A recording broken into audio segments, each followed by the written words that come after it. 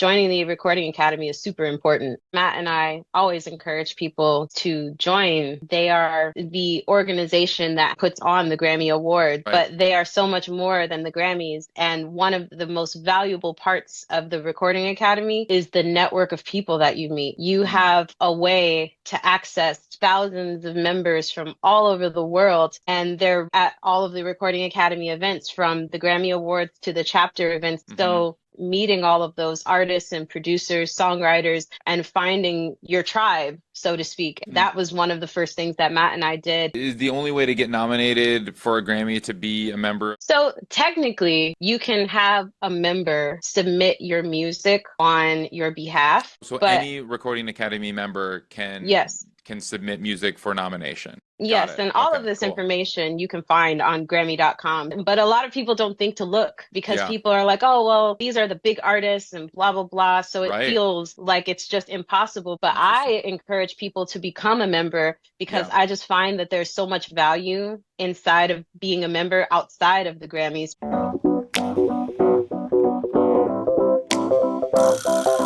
What's going on? Welcome to The New Music Business. I'm your host, Ari Herstand, author of How to Make It in the New Music Business. The book, 3rd edition, is out now everywhere where you find books. Go grab the book, hardcover, ebook, audiobook. Grab the book. Today, my guests are Grammy winners, Matt B and Angela Benson.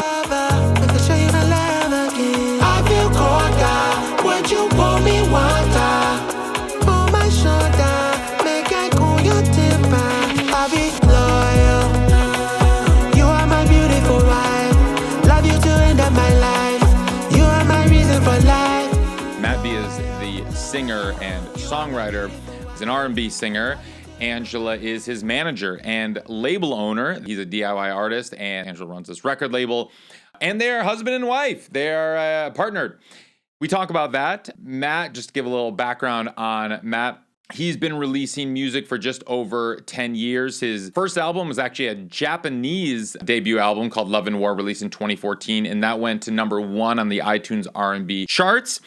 He's continued to chart over the years. He actually had a song go viral in China with hundreds of millions of streams on NetEase, and just a fun little anecdote. Matt B and Angela Benson are also Ari's Take Academy students, and a few years back, we were having a Q&A with an expert on the China music market. And he said, you know, you might be big in China and not even realize it, because of course they have different streaming services, different social media platforms, and you don't even really know oftentimes how to even search it if you're in a Western country, because we don't have access to any of these sites. So he said, hey, you know, if you want, anyone here want me to look up their music in China, see if there's any traction.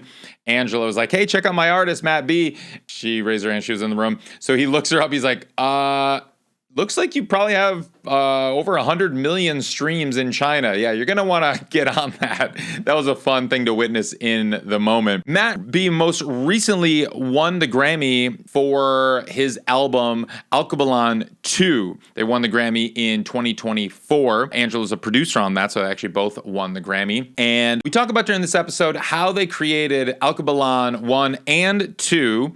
And they did this all DIY. They made music videos for a bunch of the songs. They went to Africa to record a lot of this, to make the videos and make the music, how they got Grammy nominated and then eventually won the Grammy. We talk about that process a bit, and we talk about kind of towards the end what it's like working with your partner. And Matt's first African collaboration was with Eddie Kenzo on the single Gimme Love that peaked at number 36 on the Billboard US Afrobeats chart and was Grammy nominated that year. Matt also went over to Uganda and performed that song with Eddie Kenzo in front of around 100,000 people at a festival there. So we talk about all of this, and it's really inspiring how the two of them have been able to accomplish all of this themselves, cannot DIY, and there's no label attached to the project, no manager, and they've been doing this on their own. So we dig into a lot of this. So yeah, definitely check out till the end where we kind of get into the how-to of it all. But their story is really interesting, and they drop gems throughout as they're talking about the story. Angela has also, they're both members of the Recording Academy. Angela has served on multiple committees in the Recording Academy. And her and Matt are also Ari's Take Academy course creators. They've helped me create a couple of courses with Ari's Take Academy. Keep it all in the family.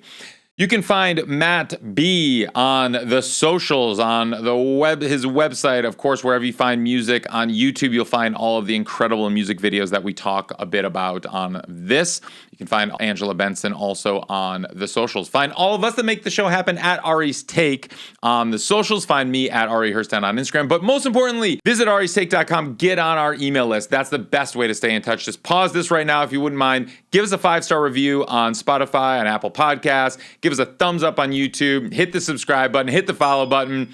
However you're listening to this right now, hit that follow button. Let's kick into the show. Matt B, Angela Benson, welcome to the show. Woohoo! Thank you for having us. I'm excited. Totally. And now, where am I catching you guys right now? Angela, you look like you're in a studio somewhere.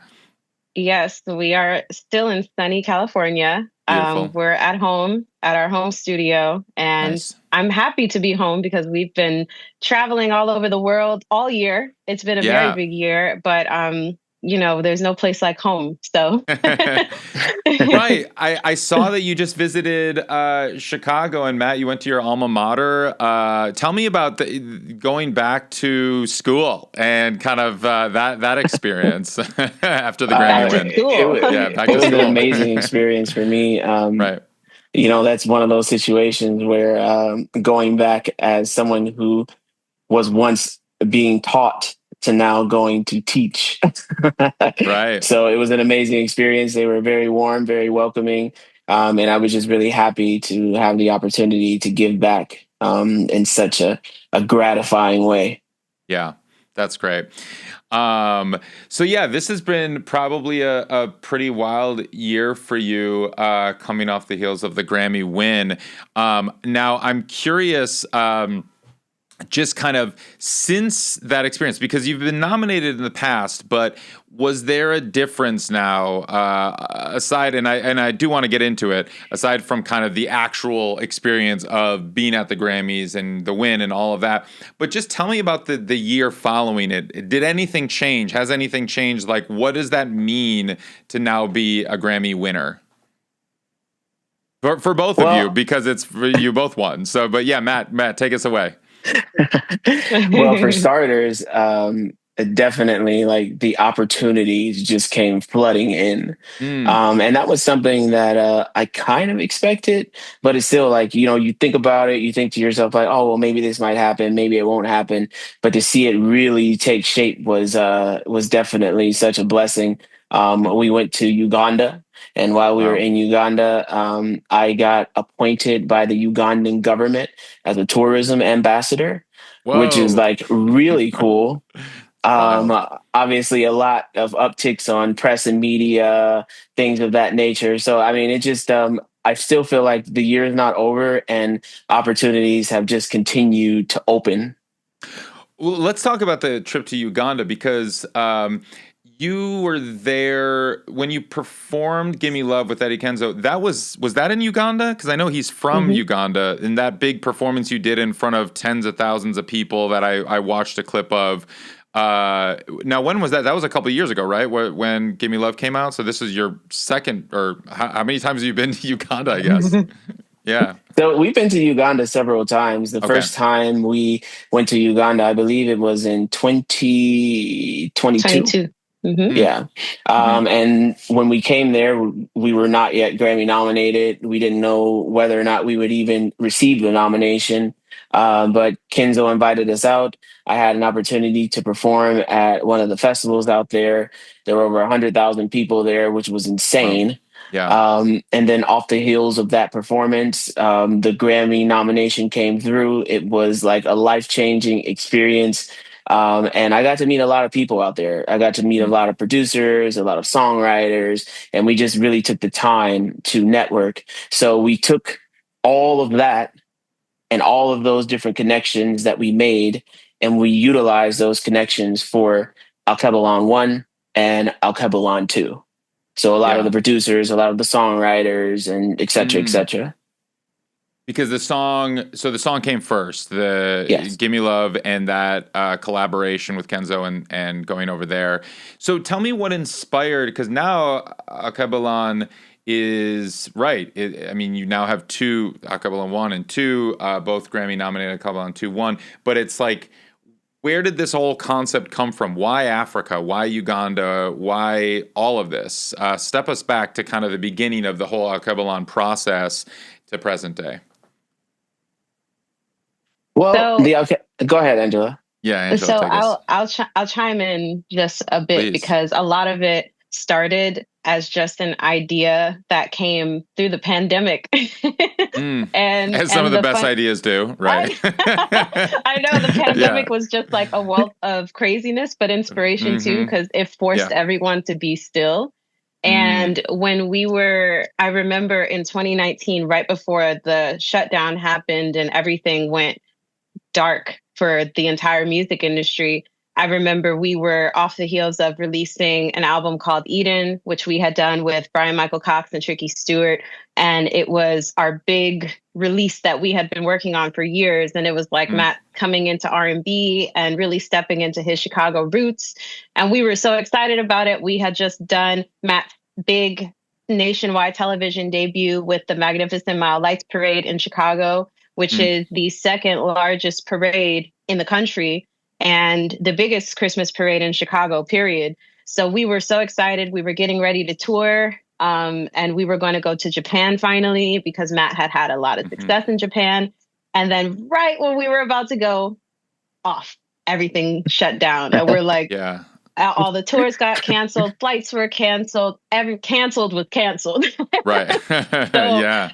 So then Matt and I were forced to be like, well, now what do? We worked so hard on this album and we had gotten all this momentum. Like, it just was kind of a Debbie Downer. And I remember while I was listening to a lot of people's podcasts and watching the temperature of the industry fluctuate, I had noticed that for some time, Afrobeats had kind of started to have a wave. And it was always hot in Africa. And I was aware of it, and as was Matt. But it was starting to surge more in America. We were starting to hear the name Burna Boy more, and Thames and Rema and Oxlade and all of these amazing African artists. So I remember years and years ago, because I've known Matt forever, years ago when we were teenagers, he always said, I love African music and I want to do something to it. And I would always push him like, you should do it. You should do it. And he's like, no, it has to be authentic. It has to be the right time. I don't want to just go into it and just be like, I'm singing on an Afro beat, but I still sound American. It would just sound not as authentic, and it wouldn't give the message that he wanted. So he always wanted to do it the right way. Right. So I remember being in the pandemic, I'm sitting there and I'm like, Afro beats is surging and you always wanted to do it. So maybe there's no time like the present. So at the time, we had a podcast, not as lit as the New Music Business podcast. But not everyone can be Ari Hurston. So we had a podcast that we were just like having fun with. And one of the things that I wanted to do on the podcast was take an ancestry DNA test and present those results to our audience.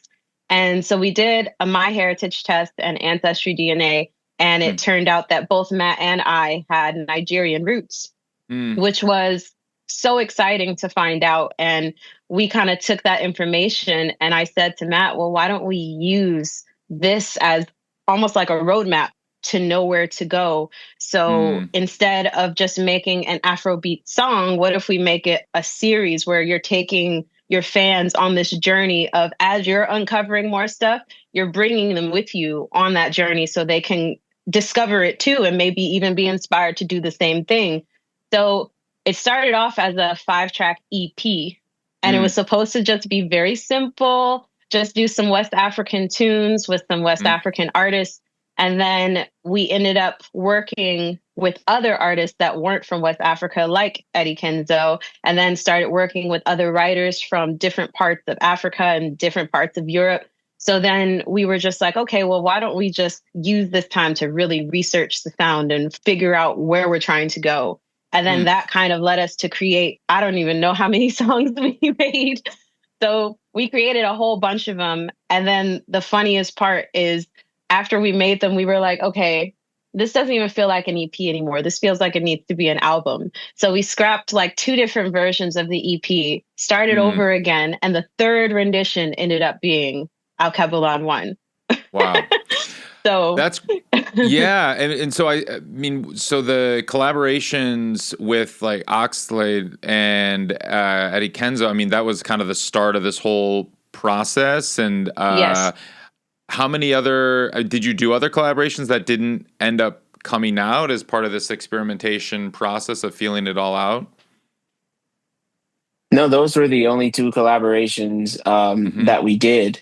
And it was just funny because the very first collaboration, I guess the order of operations would be I did the song with Oxlade first, and then I did the song with Eddie, and we were kind of torn of which one we were going to submit for Grammy consideration. So those were the very 2 like Afrobeat songs that were released commercially, and both of them were very successful in their own right, with the Oxlade record getting hundreds of thousands of streams. I'm not sure exactly where it's at now. I know it got hundreds of thousands of views on YouTube as well, with the Kenzo record getting, I guess, if I'm not mistaken, over 4 or 5 million plays. Yeah, across all platforms. Collectively across all platforms. And obviously that song getting a Grammy nomination. So that was like confirmation that we were going in the right direction. Yeah. How did you get connected with Oxlade and Eddie Kenzo? I mean, these African artists that when you guys are, you know, here in the States, and tell me about just like kind of bridging this gap here and connecting with these 2. So that is a situation where the advice that I give a lot to a lot of my mentees is that your network is your net worth. And both of those collaborations came just by means of me talking to people in our network and expressing things that we were interested in doing and trying to see who I already had at my disposal. So Oxlade came through a publicist that we worked with at the time, and she was very into Afrobeats, and she really helped to bring a lot of what African music was doing over there in the African continent and bringing that here stateside. And so she knew Oxlade because she was working with him and knew a whole bunch of other African artists. So when I told her that this was something we wanted to do, he was the first artist that came top of mind. And then with Eddie Kenzo, this is a Recording Academy contact. There was a person that we mutually know, and he is very old, very wise, and he knows a little bit of everybody. And I was telling him about this project that we were doing, and he said, "Oh, I actually know an African artist. You might know him. His name is Eddie Kenzo. He's really popular in the US, but he's extremely popular in East Africa." And I had already been familiar with Eddie for some years because he had this big record called Sitialos and all of that stuff. So I was excited to do the collaboration. And so he connected us at an event that we were at. I think it was an album release party for one of our friends. And Eddie had flew in from Uganda to come and be at this party because we were all promoting different things at the time. And so that was our first meeting with Eddie. And he was like, "Hey, yeah, I'm down to collab." And like a couple weeks later, we hit the studio and Gimme Love came out of that. Yeah, that's so cool. And it wasn't just a song. I mean, you have a whole music video of that is like very well done, very high production. And it looks dope. Tell me about the process of making that music video with Eddie Kenzo for Gimme Love. It was very last minute, as most things in the music industry are. I know. But it was really fulfilling because Matt and I really got to just express ourselves fully because, again, this was a vision that we had, and this was our first attempt at doing a music video that was African styled or Afrocentric. So we wanted to do it the right way. So we were very blessed to have gotten Nyakim Gatwek. She is a world-renowned Sudanese supermodel. And we had met her at another event, and she is absolutely stunning. And when I met her, I told Matt, she has to be in our video. We have to figure out a way to get her in our video. So at the time, we were working with God rest her soul. She's passed now, but she was our brand manager, and she connected us with a whole bunch of people and was like, hey, if we move it this way and move it that way, we could probably get her to do it. And she, by some miracle, because she was a miracle worker at her craft, she was able to get Nakim to come and do the music video. So she was our leading girl, which already was amazing. Then, of course, we had Eddie and his star power. And then we also had a group of girls who came from all different walks of life that I felt really represented not only Africa, but who we are as people. And we wanted it to be a celebration of culture. So we wanted to have all of the colors and all of the different patterns. So Annette was the woman's name who works with us, our brand manager. She was really instrumental in bringing together all of the wardrobe and making sure that all of the little pieces that really brought the video to life and gave it that feel were there. And then and then we worked with our director. His name is Philly Flyboy. He works with the best of the best in the industry, like from Lil Wayne to Lil Baby to Kendrick Lamar to T.I. I mean, you name it, he's probably worked with them. And we are very blessed that Philly has been in our corner for almost 10 years now, maybe even a little over 10 years. And he is where I learned how to direct. And he has taught Matt and I a lot about videography and filming and a lot of the behind the scenes work. And we brought him on board to do this project with us. And he, I mean, knocked it out of the park. And it's one of my favorite videos today. So it was fun. That's awesome. And I mean, where did you shoot it? It looks like it was over in Africa, but where was it exactly? What's funny is everyone thinks it was in Africa, but at the time we hadn't even worked out visas or anything. So we shot it here in Topanga. What? Your backyard. That is some like movie magic right there. Like, let me tell you. I know. And what's crazy is we went all the way up this really tall hill and we were like circling up and up and up to the point where there was like no signal. So we were having people trying to come up, but people didn't know where to go. So Matt was poor Matt. He was in charge of going up and down this hill and trying to retrieve models and retrieve dancers. The star of the video is also the driver, the lead driver. That's when you know you're DIYing it. That's great. I wear many hats. He does. And he does it well. So we're all grateful for Matt. Thank you, Matt. That's awesome. Well, that's so cool. So, I mean, so it was kind of you kind of laid the groundwork for the vision of what Akebulan turned into, where you kind of started with these couple tracks. You're like, okay, leaning into this, the Afrobeat style, working with African artists, West Coast, East Coast, and then you have this video, and you made this incredible video with the song, and then you decide, all right, let's just turbocharge this whole operation and do that same thing for an entire album, because you made an incredible high production music video for, was it every song on Akebulan 1? Is that right? We were two songs short. But it was near making every song. One music video, like most artists don't really get to even make one high production music video, let alone multiple. So like what inspired you like to do that and to lean in and be like, you know what, this is important to us? Because it's like on one hand, it's just to make an album, just an audio only album. I mean, that's a massive feat. And the album is fantastic. And so like putting all of that together, that alone, that's a huge feat. But then like, so I want to go through the whole process of just like creating the album, making the album, and then realizing, was it like afterwards, let's make some music videos along, or was it part of the whole vision from the beginning? Well, for me, as an artist, I always try to be as overly ambitious as I possibly can. And to the point that I'm some would say somewhat delusional. so, so I went into the situation. I told Angela, like, I always wanted to do a visual album. I have been talking Mm, to Angela about doing a visual album since like 2008, 2009 when we met one another, but it was never something that at the time that we could achieve due to yeah. budgeting and other things. Sure. So for Alkebulan 1, I was like, you want to know what? We're just going to do it. Philly set the foundation with Gimme Love. But then Mm, I was like, we want to go out to Africa to film the rest of the music videos.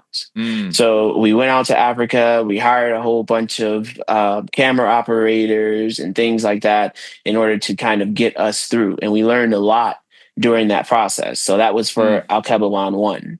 mm-hmm. We made some mistakes along the way, and we decided that for budgeting reasons, it would be better to purchase our own cinema cameras. So we had no clue how to use the cinema cameras. So it was just more so like I was like Googling and looking at YouTube and doing this day in and day out. And I had some experience because I have been filming music videos for people since maybe like 2011, 2012, but this was on like DSLR Right. cameras. It wasn't Yeah. cinema cameras. So some of the information that we learned from Philly, et cetera, is what made us take that leap of faith to purchase these cinema cameras that we had no clue how to use. So then I was like, you want to know what? I was doing some research and I don't think we need one cinema camera. We need two. So then we purchased another cinema camera, both Whoa. reds. So we purchased a red helium and a red Scarlet. Then Yep. I was like, I've been doing some research and I think that we need a steady cam.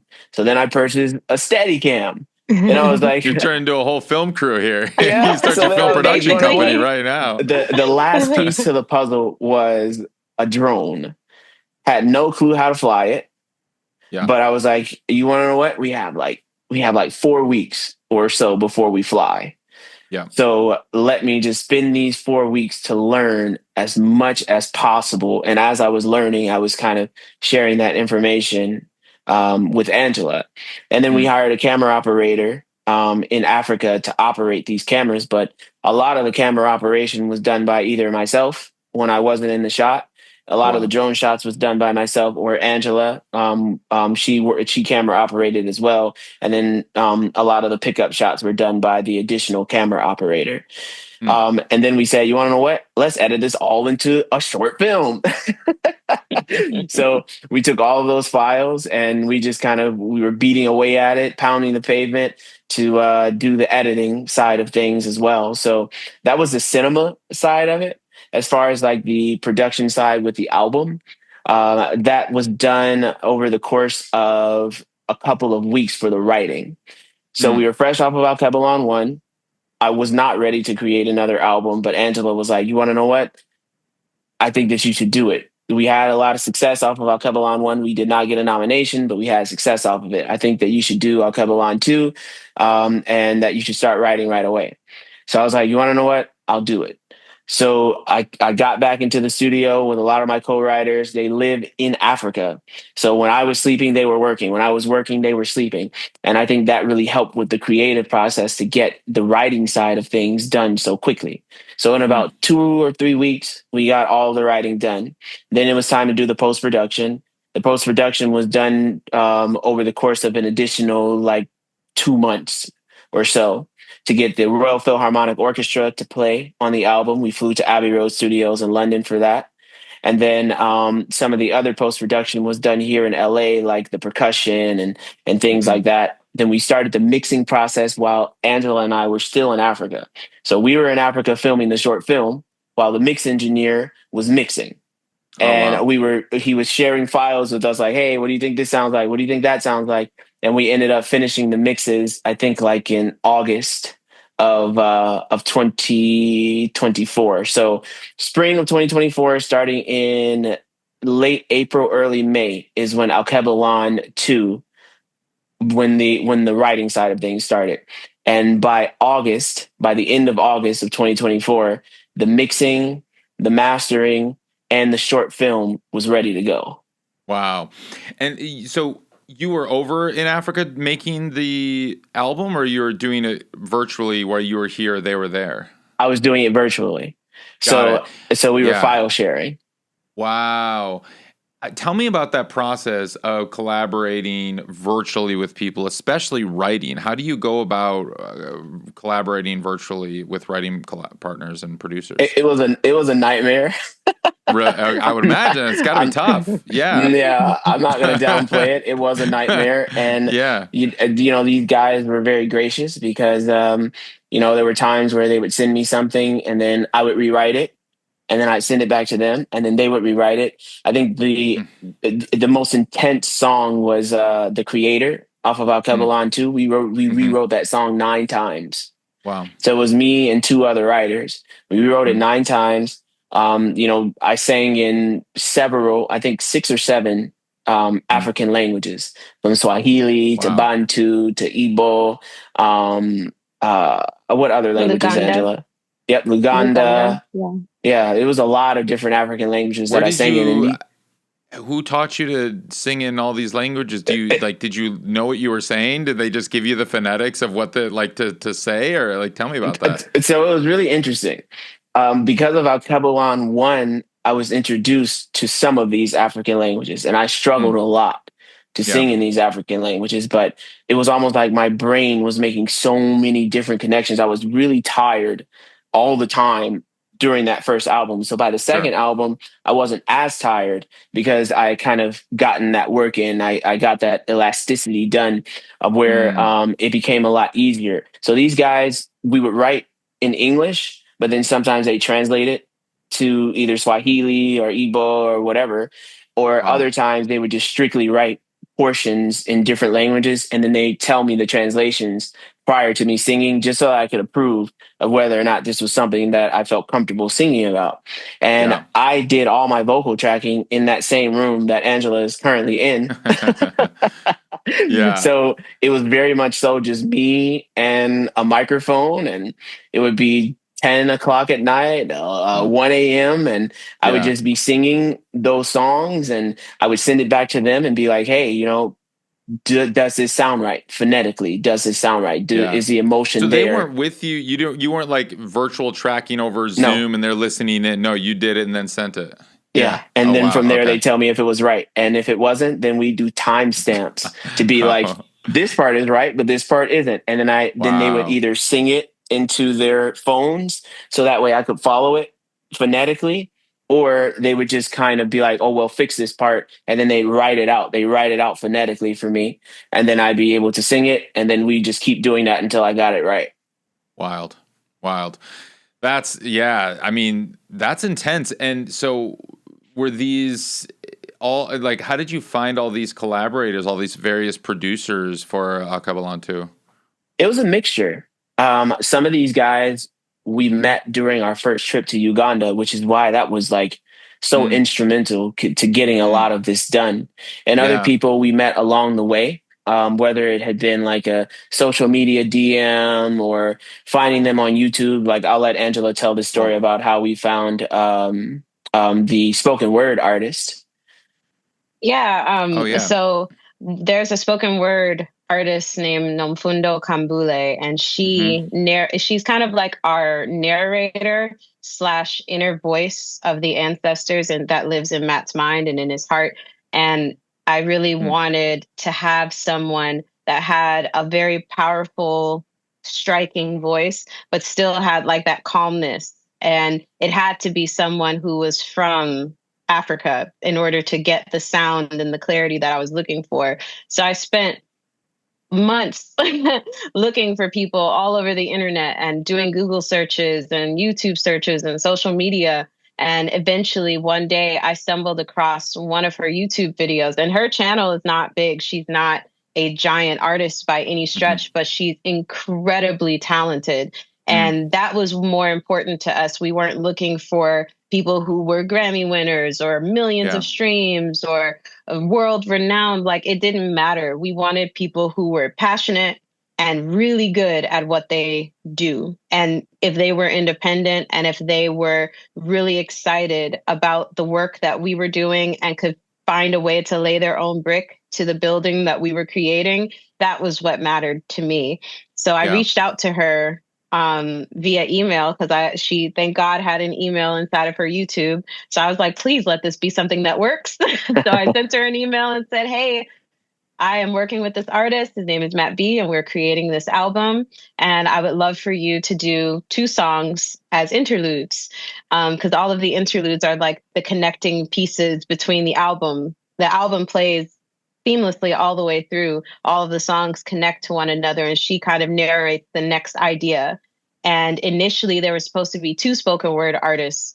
So she was going to do 2 interludes, and the other artist was going to do the other 2. So she agrees, and she sends back the first 2 interludes. And Matt and I are in San Francisco doing some advocacy work, and we're listening to them in our AirPods. And I'm like, are you hearing this? Like, this is insane. It's so good. So we're like, I mean, do we even need the other artist? Because the other artist was taking so long, and she had so many delays because she was touring, and I didn't want to like be knocking on her door because we were on like a very tight deadline at this point. We had like a month to get all of this stuff done in time to go to Abbey Road. So Matt and I spoke, and we were like, you want to know what? We should probably just go with No Fundo because she did it so quickly, and it was so in the pocket. We had no notes. And so we hit her up again and was like, would you mind doing that for 2 more? And she did it. And that was how she ended up being a part of the album. So naturally, because she was on the album, we invited her to come to all of the stuff that we were doing for the film. And she lives in Johannesburg, and we were filming a portion of the album in South Africa. We filmed part of it in Johannesburg and the other part in Cape Town. And then the other portions of the film were shot in Namibia, in Swakopmund and Windhoek. So we flew her to Namibia to shoot those parts. And then we shot the rest with her in South Africa. And she is just one of the sweetest humans that I've ever had the pleasure of meeting and working with. And she came with us to the Grammys, and that was her first time in America. And first time ever being at the Grammys. And then it just so happened that we won. So it was like so many firsts happened. Cool. That's Talk about an amazing first trip to the US, huh? Right, for real. People live in the US their whole life and they never get to the Grammys. So I mean, that's pretty cool. That's their first trip. That's awesome. So I mean, there's I'm so fascinated with just like this whole process of putting this record together, and then you add the Royal Philharmonic Orchestra on top of it. Why add an orchestra, let alone the Royal Philharmonic from London, to this? Where did that come from? So it was an idea that actually came from one of our producers. His name is Kit Wakely, and he is extremely talented, and he is very well versed in the orchestral space. And we were creating this project, and he came on board as one of the producers. So he's listening to the songs, and we're telling him the idea that we had about making a film. And we're like, we want the music to feel cinematic. We want it to feel big. We want it to feel like you're immersed in Africa, and we want it to feel like a movie. So we were going to score just a couple of string parts because we had experimented with that a little bit on the first album. On a song called Jolene, we had like a very small orchestral piece that we had for that particular song. So for this one, he said, well, why don't you guys just dive all the way in and record with the entire orchestra? And we're sitting there like, so create an Afro orchestral project? I don't think anyone has ever done something like that with like R&B elements and pop top lines, and like no one had ever done it in that way. So we were like, how do you even create something that sounds that way? There was no blueprint to follow. There was nothing that we could look up. It was just, we were kind of creating our own sound. So he was like, I mean, I think you guys can do it. The songs and the music is already good. So let's just go all the way in. How about we go to Abbey Road? And how about we bring in the Royal Phil? And I'm like, I mean, that would be amazing, but they're always so booked. Like, in order to get an Abbey Road, it's a long wait. And it's very difficult to, let alone record with the entire 80-piece orchestra. But Kit has a very great way with words with people and was able to get it done for us. And that was how that whole thing happened for us. And we were so grateful. That was our first time in London, first time at Abbey Road, first time recording with the Royal Phil. So there were a lot of firsts with this album. Yeah. Who did all the scoring and the arrangements for the orchestra? So that was a mixture of Kit Wakely, and then Mm. it was also Brent Fisher, Wow. and yeah, and those were the main two that did all of the orchestrating and stuff. Amazing. So this all sounds as like a lot of artists are listening to this, a lot of DIYers and everything. This all sounds very expensive. And oftentimes you'd have and you guys aren't working with like a universal music group that can fund all this and all of that. I'm curious, just like, how does this all come to be, and how do you make all this happen? Yeah, it's existing connections, a lot of bartering, um, and having a common goal with the people that you're bartering with. Mm, People believing in what it is that you're doing, and a lot of self investment. So this is like yeah. a situation where we don't have any outside investment from anyone. So Mm, what we're Hmm. doing is what we can scrape up, yeah. which is Hmm. why a lot of what we're doing is DIY. Like we Yeah. mentioned, the red cinema cameras, and whether an artist needs to throw it on a credit card and pay it off later, or do a buy Mm, now pay later situation, or if they have yeah. some royalties that they're using in order to get some of this stuff done, some royalty payouts that they're using. It's like a culmination of so many different things that we Yeah. did, and just taking that leap of faith in order to get it done. And Hmm. it's surprising how much you can get done if you just say, you want to know what? This is what's going to happen. I don't know how it's going to happen, but this is what's going to happen. And then from there, it's like amazing how your brain can just Yeah. kind of make up for those pieces and put those pieces of the puzzle together in order Yeah. to make it happen. So like another example would be for the mixing process. One of the reasons why we were able to get such a fantastic deal from the mix engineer is I did a lot of the preliminary mixing. So I was Mm. taking a Wow. lot of the tracks and I was putting them into Pro Tools, organizing them, and sending him stems to mix rather than Mm. sending him a 300 track file Right. session to mix. Sure. Yeah. Yeah. or Yeah. for the film. Hmm. We did a lot of the filming ourselves, and then we went in and we did all of the editing ourselves. So by the Hmm. time we were Wow. done with everything, Wow. all that it needed was a grade. And so Yeah. imagine that. Like imagine the cost of a color grade versus Coloring. going to Yeah. someone and saying, "Hey, put all of this together for us." Like that's apples and oranges as far as pricing goes, right? Yeah. And like the list just goes on of how an Hmm. artist can save money, and Mm. get things within their budget, but still Yeah. do it in a way that looks like a major label put it together. Yeah. No, that's a great point. And I mean, right, you guys are so in the weeds in all of this. And the fact that, I mean, you were, starting the mixing process, doing the editing, by getting the own cameras. I mean, that's the thing, is like nobody necessarily thinks to purchase a camera. They just think, and for the price that you would spend to hire the full personnel, a DP, a director, the team, all of Exactly. that. I mean, that's like 3 cameras, and then that's only for one video, and now you have the equipment for all the videos.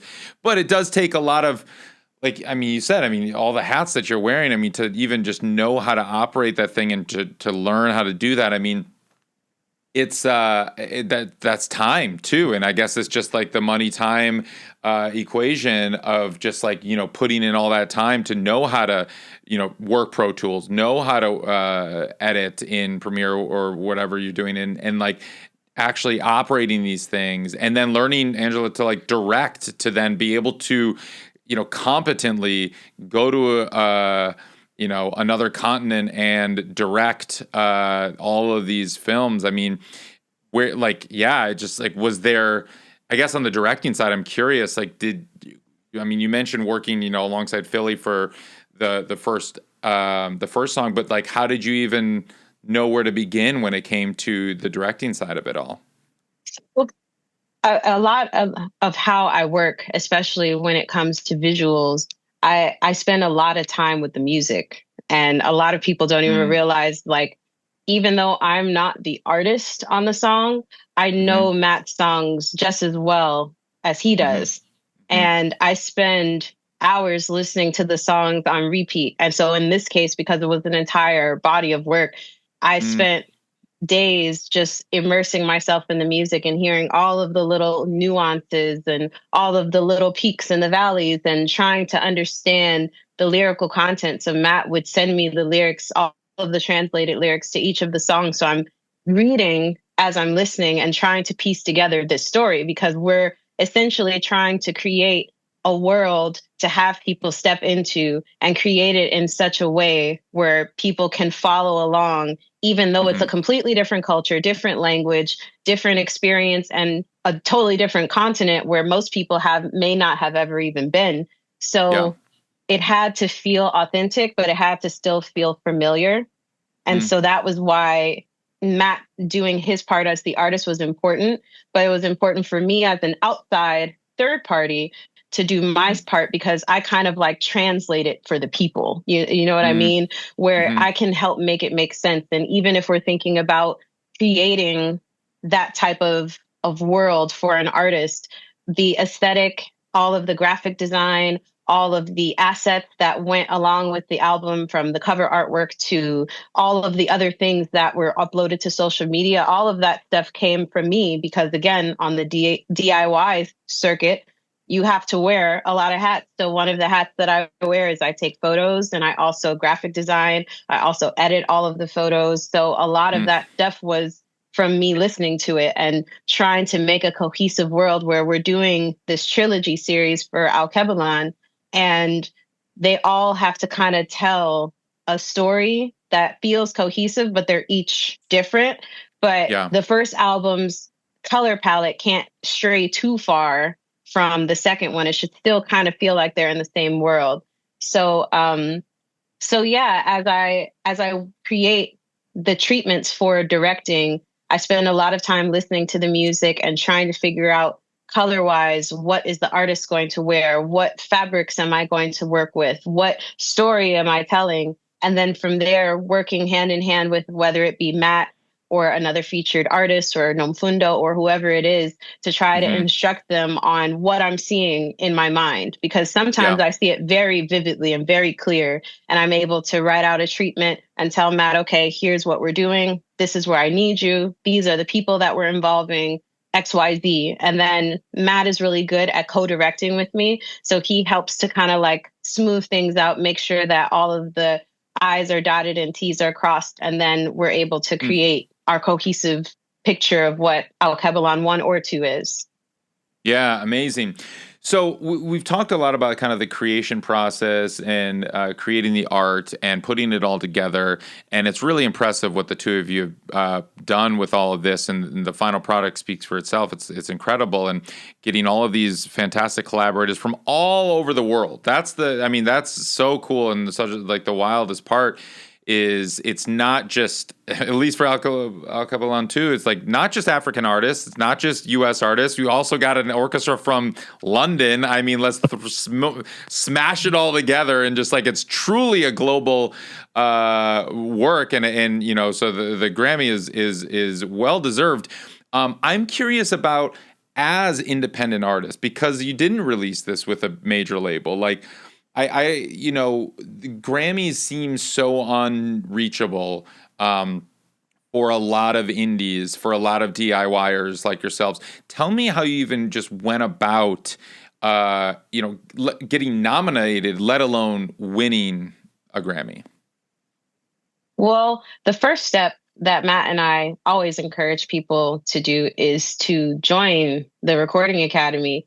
I feel like a lot of people don't even know what the Recording Academy is, and that they are the organization that houses and puts on the Grammy Awards.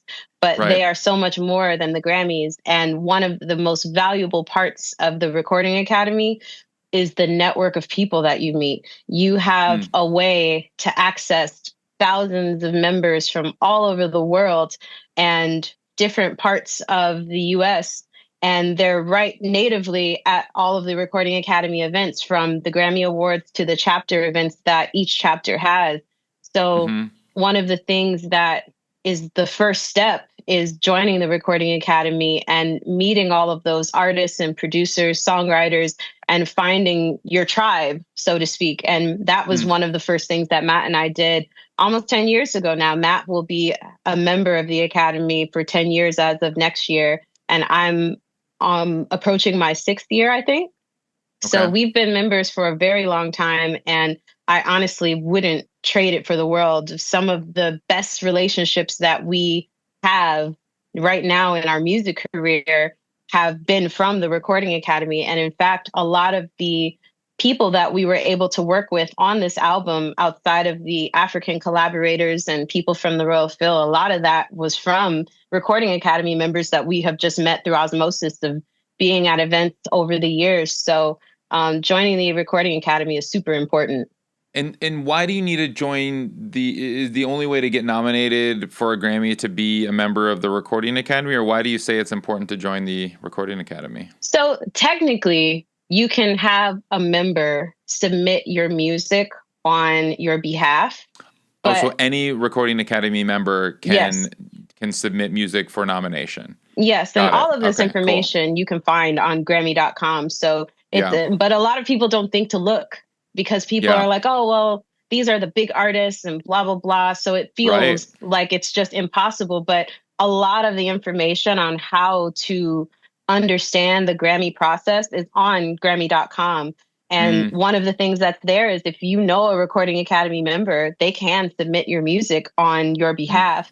But I encourage people to become a member, because I just find that there's so much value inside of being a member outside of the Grammys, because the people that you meet and the quality of people that you're able to connect with is just invaluable. And I feel like, even though we have been members for what in perspective is a short time, I feel like I've made lifetimes of friends and people in the community that I can really rely on. And same for Matt. So I always encourage people to join, to be a member, as opposed to having someone submit. Yeah, gotcha. No, that makes sense. And and for people listening that aren't familiar, I mean, you just get you can get 2 people to because I became a member in part thanks to your one of your recommendations last year. I actually didn't realize you only needed 2. I went around asking like a bunch of people, and I totally appreciate your recommendation. And then I was like, oh, you just need 2. I was like asking producers and then songwriters and other business people, and I'm like, oh, you're in the make sure you were good. I was like, I didn't really like you said. All the instructions is on Grammy.com. Talk about someone who's like not reading thoroughly. It's like it's very clear you only need 2. But yeah, so I learned it the hard way, but it was great, and I totally appreciate that. But it was like, you just need 2 people. I don't even think they need to be in the academy. They just need to be working in the industry. Yes. To nominate you or write a letter of recommendation, I guess, and then you can get in and then become a voting member. I voted for the first time last year, and it's fun to be part of that process. And it is interesting because I think the Grammys operate differently than the Film Academy and others for other awards, where it's just like it is so member driven, and it's like everyone who's a member can vote and nominate and all of that, and is more democratized in that sense. So cool. So it's like, you got the nomination, and then I guess what people might not realize is like there's a few different rounds, and it's like you submit, and then it's like, I remember the first time voting, it was like pages upon pages and pages, like hundreds and hundreds of people, and thousands probably, I don't even know. But it's like there's multiple rounds, and so even to just get to the final round where it's like you're actually on the website of these are the finals, some nominations. I mean, was there a process that you guys went through to just kind of like, what is that? People hear about FYC, and people hear about like that for your consideration is what it means. And in LA, we see these billboards all over the place. And every time you open a magazine, it's like FYC and the websites and different things like that. But I'm curious, like for people that literally have just like so far just have never part of this process, don't live in LA, talk to me about just like that process for you guys. And like, was that focused? Was it something that was just like, your members, or because you've been kind of around for so long doing this, it just kind of happened?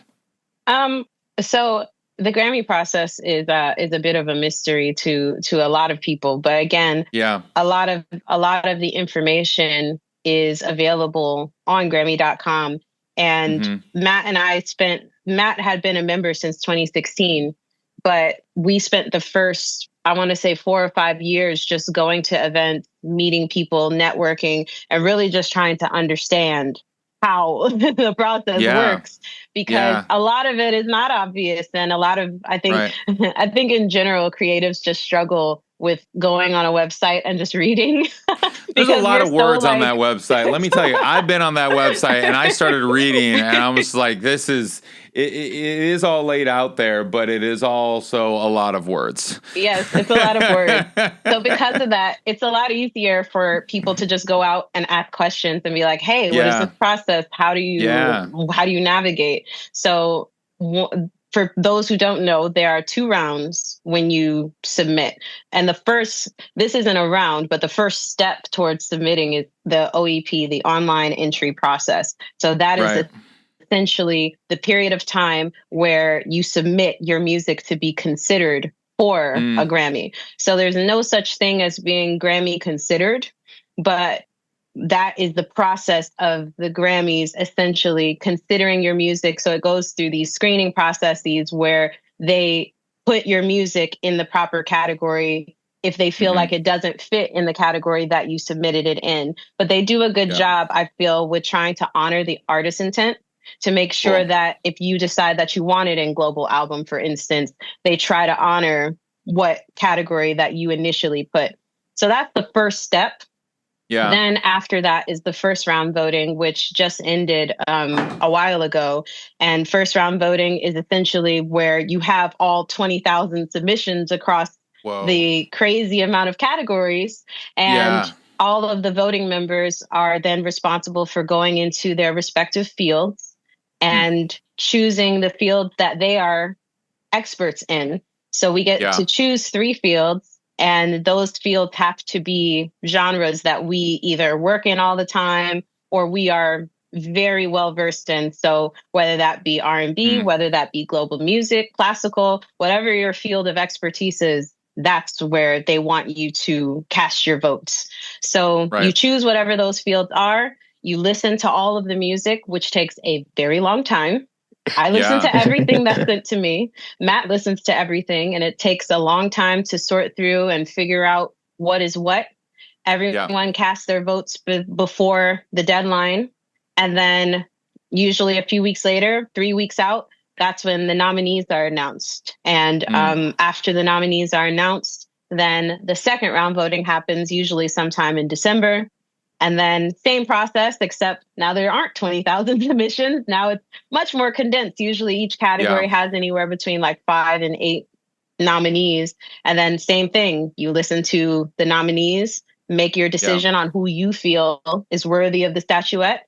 Those votes are cast, and then they reveal the winner at the telecast. And that is really the whole skinny on how the process works. That's wild. And so when you tell me about like hearing that you got, I guess, officially nominated, and what's that process like? So I'm assuming you get like, because then you get invited to the awards show, and like, what was that experience like? Just like this past year, going to the award show, did you like walk the red carpet? I mean, what is that experience like? Like, tell me about the day of Grammys. Like, what is Grammy Day like?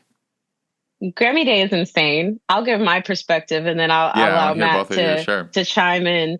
But you find out with the rest of the world that you're nominated. You watch the same telecast, so to speak, online. Or it's like a live stream, right? Yeah, it's a live stream that they have. They announced something. And you watch very early in the morning Cali time with bated breath, very nervously. Sure. I don't ever want to feel that anxiety ever again. My heart was pounding. So you watch it and you pray that your name is called. And in this particular instance, we were very blessed that we heard Alkebulan II, and you receive correspondence from the Grammys. They send you like an official email saying, congratulations, you've been nominated. And they kind of just give you what next steps are. And that pretty much just looks like the telecast date, the red carpet credentials, and then there's a nominee ceremony that happens for when you get your medallion, because a lot of people don't know that when you get nominated, you get this beautiful medallion from Tiffany & Co. And it's gorgeous. I definitely did not know that. That's cool. Yeah, so every nominee gets a little something or another. That's great. I wish medallion? I had it, wow. but it's a little medallion, cool. and it's very beautiful. And there's a ceremony that they have where you pick up your medallion and you take official portraits, and you get to make it as fun and free as you like. And there's food and all kinds. Everyone is there. Like, you could brush shoulders with the most indie artists up the block, or you could brush shoulders with freaking Bruno Mars and Lady Gaga. Like, everyone is there. So it's such a really cool community moment where you just get to see everyone coming together for the common ground of music and honoring what that year felt was music's best. So that was really fun. And the Grammys itself is a whole monster in and of itself, because for me anyway, I have to wake up very early, around like 5 a.m. for glam and all of these things. Matt sleeps in. Thank you, Matt. And we usually go to the red carpet around 11 a.m. and it's just press after press after press. So many interviews back to back to back. And then there's the amazing glam bot, which is one of my favorites. I love the glam bot. So you get What's to do glam that. Bot? Oh my God, Matt, you explain the glam bot because you explain it so much better. You know how they take those robotic arms that they use in manufacturing to like create like cars and stuff? And now they've been using those same robotic arms for music videos where like you see them moving really fast, like moving really fast with a camera attached to it. So they attach a camera to that arm and then they put it in like super high slow motion, like 240 or more frames per second. And it happens in the blink of an eye, but you like do like a cool little vibe. Like you can flip your hair or you can spin around with like your cape or whatever. And then they will upload it online. So it's just like a really cool way of like showcasing your outfit at the Grammy Awards, and they do it at a lot of different other award shows. And typically that type of content, you know, it goes viral because they like put your outfit up against other people's outfits, and they're like, whoa, who was best dressed? Who was this? Who was that? Who had the best glam bot look? So it's just a really cool way of interacting on social media and kind of archiving the outfit that you wore. Yeah. Who are the people that helped you with all of this? I mean, did you have a publicist? You think that's necessary? Was there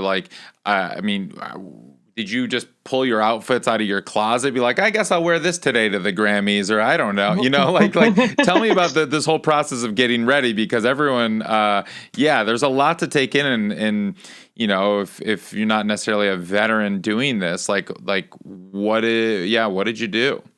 Who's part of it? So a publicist is definitely necessary, especially for the red carpet, because a lot of the correspondence that happens is the publicist will go up to the news outlet and say, hey, I have this artist nominated in such and such category for this type of album. And they kind of like, it's almost like a real-time pitch of them explaining the scope of what your nomination is for, what your album song is about. And then they basically just say yay or nay. Am I interested or am I not? And if they say they're interested, then you have like a lineup. Your publicist will say, you're going to see this person at this time. Then right after that, it's this and then that. And so that publicist kind of keeps track of all that and helps you do that pitching, because you really can't do it without, there's too much going on. And then if they say not, then you move on to the next outlet and do the same pitching process again. So not every single outlet will interview you. It's only the ones that have the interest. So publicist is definitely necessary, because, and especially after even the nomination process, before the Grammys happens, you want to make sure you have a publicist to really like bring that news to the world, because it's not just you getting nominated, it's you and the best of the best in the industry, from Beyonce to Lady Gaga to Bruno Mars to all of these other people. So you want to make sure you're also getting your airtime either in your hometown or on a global scale. So publicist is key. As far as clothing, one of my other hats that I wear is I also help to style a lot of Matt's stuff, from music videos to photo shoots to all of that. So fashion is like one of my favorite pastimes. I love getting creative. It is one of the ways that helps me not only fulfill needs for myself, but helps me express. And so I come up with a lot of the looks on my own, and then I find designers to help me bring those looks to life. So in this case for myself, I worked with an African designer from the UK. Her name is Melissa Simon Hartman, and she's the sweetest. She's worked with Doja Cat, Beyonce, all of these amazing artists. And she had given me this archival piece to wear for the 2023 Grammys. And that look ended up going viral online, which was totally not expected. It had like a million different outlets covering it to not only Vogue, but I actually ended up being on TV on BBC at the Ashmolean Museum, which was really cool. So that's one of the beautiful parts of the Grammys, is like all kinds of crazy things can happen. So I thought that was so cool, and it would be full circle to work with her again. So for the Grammys this year, we created this custom piece that was kind of inspired by the album and had all of this beautiful gold trim, and it was an amazing piece. And so for Matt, I wanted to create something that kind of complemented that royalty look. And so we worked with a brand called Orange Culture in Nigeria, and they handmade every single, from the rhinestones, everything was handmade to Matt's body, and they shipped it very last minute because of the cutoff and how slow shipping can be. We literally got his outfit a day before the Grammys. Wow. It was very nerve-wracking, but it happened. But such is the life of an indie, right? Yeah. Wild. That's cool. Yeah. And so Matt, like, tell me about your experience as the artist kind of day of, and what was that like for you? And yeah, tell me about that. For me, especially going on the red carpet for, I think this was either my second or third time around, I kind of knew what to expect. Although honestly, even though you know what to expect, there's still a lot of unexpecteds that tend to happen. And the red carpet is very loud and it's very chaotic. It's like organized chaos. There is a lot going on. And a lot of people don't know that there actually are two ceremonies that happen at the Grammys. One is the telecast, and then the other one is the pre-ceremony. So the pre-ceremony is what existed prior to the telecast. A lot of people will say that the pre-ceremony is actually like the real Grammys, so to speak, because it existed prior to the telecast. And that is where the majority of the categories are actually, that's where the winners are actually given their trophies. That's where the majority. So I think there are about 100 or so different categories, but only 94. Yeah. Okay. 94 categories, but only 20 or so are on the telecast. And then the other like 70 some odd categories are in the pre-show. Right. So we're on the red carpet and our category is in the pre-show. And we are trying to time this out because we don't want to miss when they announce. Of course. So we have someone Can you imagine? We have someone who's inside of the pre-show, like real time updating, like, hey, this category just went by. This category just went by. Your category is coming up. Da da da da. So during that time, we're balancing like the interviews on the red carpet, whether or not our category has been called, still trying to get as much publicity and photos and Getty images and all, and doing content as we possibly can. So as amazing as the experience is, like, you definitely have to have like your artist mode on at like 100,000 because there are cameras literally everywhere. And some of the cameras you can't even see. So there are cameras that are like filming you as you're walking by, filming you from head to toe, your outfit. So it's like your game face just has to be on the entire time, while at the same time, like trying to emotionally deal with, did I win? Did I not win? Like, what's going on? Are they going to call my name? Are they going to call my album? And like all of these emotions are going on, and yet you have to smile through it and live in that moment. So it's a lot. Mm-hmm. It's a lot to Wow. emotionally deal with as an artist. I'm sure that any artist who will eventually make it to this point will feel that a lot of what I'm saying, and then Sure. to sit in the auditorium and to hear your category called and to see your name go across the screen along with the other nominees that are nominated alongside you, and then just like emotionally and mentally processing like, okay, either they're going to call my name and this is going to be a life-changing event, or they're not. And I'm just going to sit here and just have to be grateful for being a part of the experience, knowing that even a Sure. nomination is a once in a lifetime opportunity, let alone to win. And just knowing like, no matter what happens, no matter the outcome, we leave with our heads held high, knowing that we did all that we could do. And, these Grammy campaigns are very much so like anything else that you would do in the music industry. Like when you're promoting a song, you're not Mm-hmm. going to just release a song onto the streaming platforms and then say, well, the song is out. We'll see what happens. Like very much Yeah. so. There's strategy behind it. There's promotions behind it. There's getting your name out there and hoping that people will press play. And it's the Yeah. same process with this. You hope that people will press play. And if you get a nomination, then you hope people will press play again and that they will deem your album worthy of the win. Now, thank God we got the win, but you don't know. So Right. it's like all of those emotions, like you're thinking like, wow, like whenever it was that you first even heard about what a Grammy was, for me, it was when I was about 5 or 6 years old. And Mm-hmm. then dreaming of getting one and then letting decades go by. And then now being in my 30s and being like, okay, well, what does that, how do you emotionally handle something like that? To have Yeah. dreamt of something like that for so long. And then now it's coming to that one moment and then you win, like all of those emotions just come flooding in. And it's a lot to emotionally, it's a lot to deal with.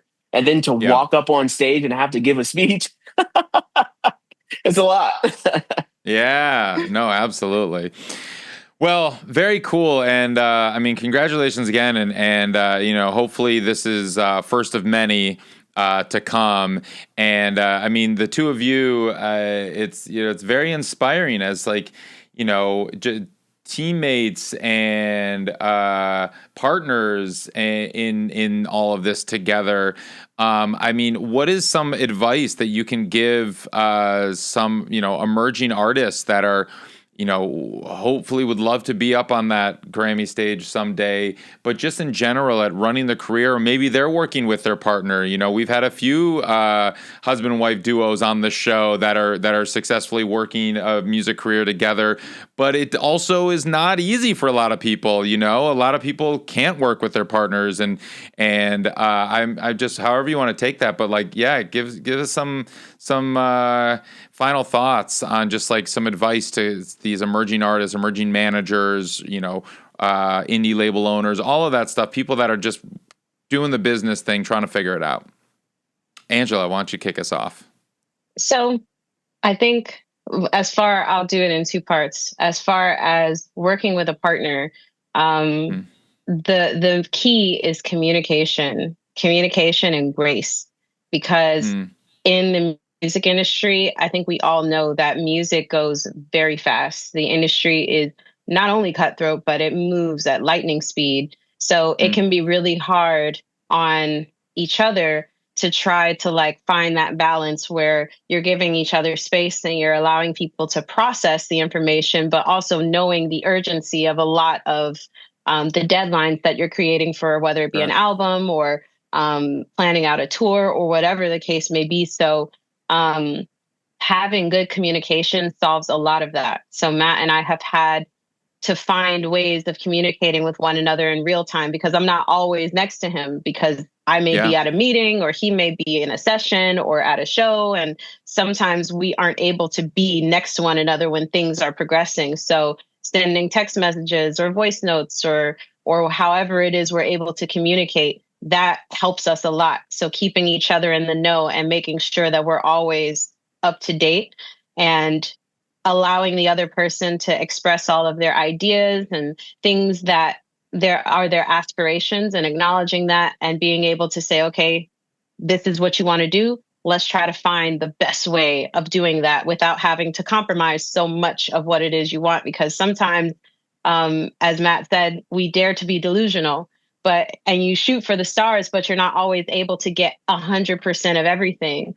And the goal is to do that, but you have to try to find that balance and that happy medium of where to compromise and where to find that balance. So, and giving each other grace, being able to understand that you don't know everything, and neither does your partner. You're going to do the best that you can, but you're going to make mistakes. They're going to make mistakes. And everyone deserves that grace to know, like, it's okay to make a mistake, and it's okay to have a plan, fully execute that plan, and it just all falls apart. And that's the moment, instead of saying, I told you so, that's the moment to be like, you want to know what? You gave it your best shot. I'm proud of you for doing that. Let's pick up these broken pieces and figure out where to maneuver from here. So having that grace with your partner is so important, because it brings the human element back. Because a lot of times in the industry, like Matt said, you got to have your game face on.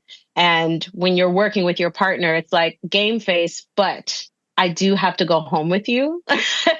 And we do have a life together and children. Right. So you have to always be sensitive to that, and know that while Matt is my artist and he's on our label and all of these great things, he's still, at the end of the day, he's my husband, and I care about him. And I want the best for him, and his emotions matter to me. So you have to be sensitive to all of those things. Even when everyone goes to sleep at night, doors closed, businesses closed, you still are human. So acknowledging that human element. As far as advice for any managers, producers, or anyone aspiring to be in the industry, be patient and kind with yourself.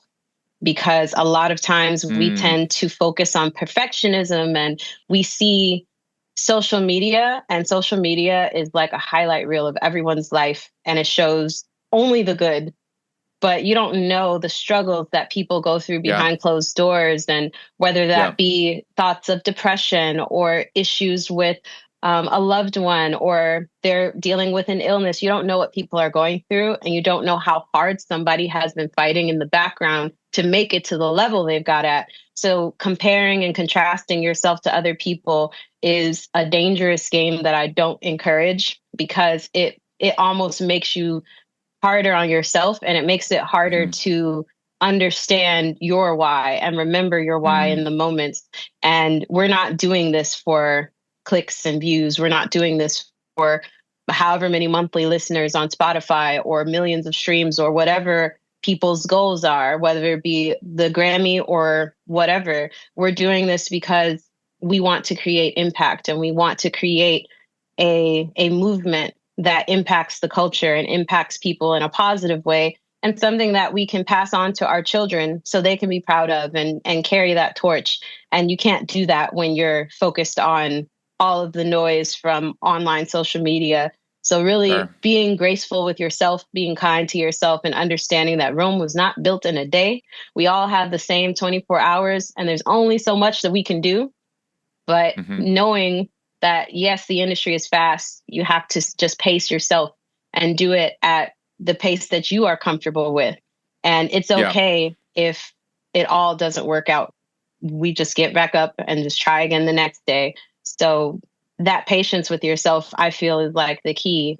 And the last piece of advice I'll say is don't skip steps. In this society, it's very easy we're very instantaneous with AI and ChatGPT. It's very tempting to try to find shortcuts. And one of my mentors told me a long time ago is the easiest way to fail is to try to find a shortcut. You got to always take the long way, no matter how hard or how long and arduous it can be. So I stress a lot on Matt's artist development because it took years to craft the artist that we see now. But that didn't happen just because it just happened overnight. This was years of developing his sound and his look and all of the things that make him Matt B. So I encourage artists to just stick with the process and try your best to not skip any steps. Right on. Well, that's great advice, and I want to end with the question that I ask everyone who comes on the show, and I'm going to start with you, Matt. What does it mean to you to make it in the new music business? I don't think that one ever feels like they truly made it, because the goalpost just continues to move forward. Because as artists, we are extremely ambitious people. And when we make it up on the top of one mountain, it just gives us a clear view of the next mountain to climb. Right on. Angela, do you have an idea of what making it in the new music business means to you? I feel like making it is whatever goals and aspirations you have in your own mind, those goals for yourself is what I feel is making it. Because a lot of people, again, will focus on metrics and awards. For me, what makes me feel like I've made it are the lives that I've impacted, and people who come up to us and say, this album changed my life, or this album inspired me to go and learn more about who I am and learn more about my ancestry. It inspired me to go to Africa, and I had this life-changing experience that has changed me forever. For me, that is what makes me feel like I've made it, because my whole goal in anything I do in my life, whether it was music or not, I just want to leave this earth knowing that I impacted somebody in a positive way, whether it's one person, 10 people, or millions of people. I want to know that what I did musically or philanthropically, whatever the case may be, made a difference. So to me, in the new music business, with so much access to the internet, social media, and a global reach, I want to reach and impact as many people as possible. And I feel like that's attainable for anyone in music. Right on. Matt B, Angela, thank you so much. That was awesome. Thank you, Ari. Thank you, Ari. This episode was edited by Peter Schrupp with music by Grassroots District and produced by all the great people at Ari's Take.